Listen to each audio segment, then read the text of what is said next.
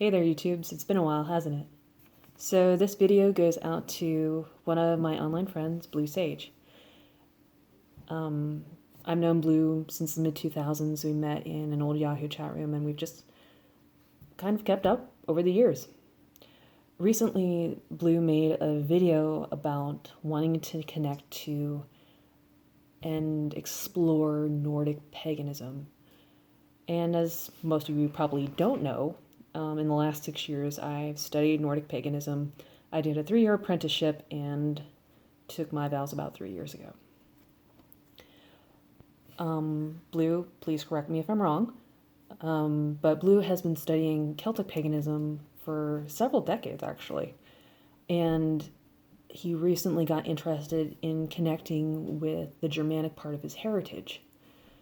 And because there isn't per se a lot of Germanic paganism out there, a lot of people who do connect with their Germanic heritage also connect to it through the Norse, because a lot of the gods and goddesses are very interchangeable between true Teutonic and Norse. Blue mentioned that during the Sabbats he gives recognition to over 16 gods and goddesses in his Celtic path, and he's walking through and figuring out how to navigate exploring Norse and still giving respect to his Celtic path. And one thing that has been going through my skull for the last 48 hours since I watched his video was something that in the couple of times I've been to a pagan group focused on the Norse, that they mention that when you're getting into and reaching out to and trying to connect with the Norse, one easier, if you would, way to connect to the Norse is through your own ancestors. Blue, you specifically mentioned not having as deep of connection with your Germanic ancestors. Well, perhaps that's a way to get there. In a Nordic path, you have the gods, you have nature, and then you have your ancestors. Because we believe that, and when I say we, I mean that very loosely, the Norse feel that your ancestors in the next world can send you strength and inspiration and guidance and wisdom in this world, and you can connect with them. So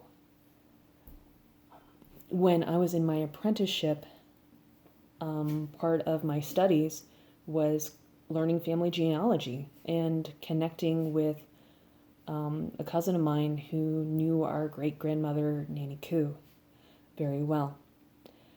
And through talking with him and talking with my own mother, I learned so much about our great family hero, Nanny Koo. She was my great-grandmother, and that means she was my mother's grandmother and that cousin's grandmother as well. So she was Germanic, kind of. The family name is German, but she also had a lot of British in her ancestry as well. So how does that foray into rite and ritual?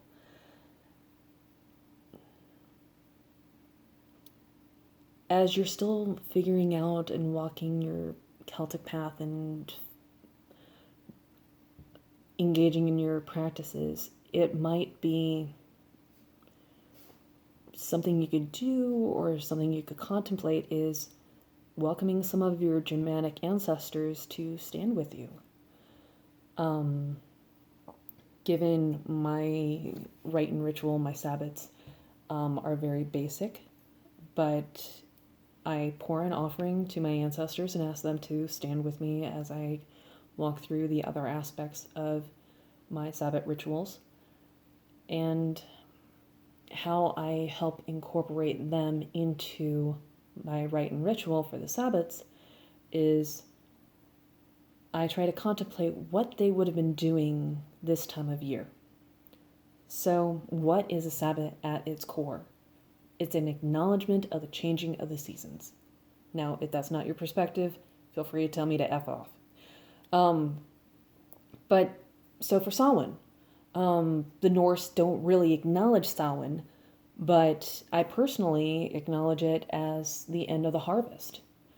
So, what would my ancestors, who were primarily farmers, been doing here in late October, early November? Well, they would have been bringing in the end of the harvest, the end of the grain. They would have been busting their butts to chop wood. The women in particular would be canning and drying and preserving fruits and vegetables.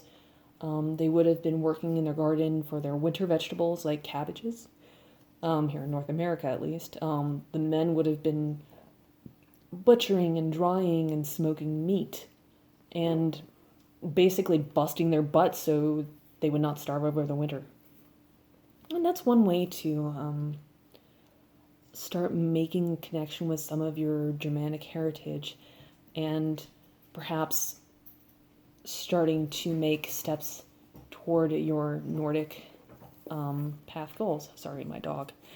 My dog's requiring pets right now. So that's just a few thoughts. Get in touch with some of your Germanic heritage. Explore your family genealogy. Perhaps you'll find a family hero along the way that you can really connect with. Because I have no doubt that there are strong and intelligent beings in your ancestry. Because obviously they existed and they're sending you strength and wisdom right now. So that's just a few thoughts, Blue. If this doesn't really click with you, if this doesn't feel like something that you're interested in, feel free to tell me to F off. But those are just a few thoughts. I certainly wish you well, and I hope that your path and your study, it brings you a lot of joy. Peace.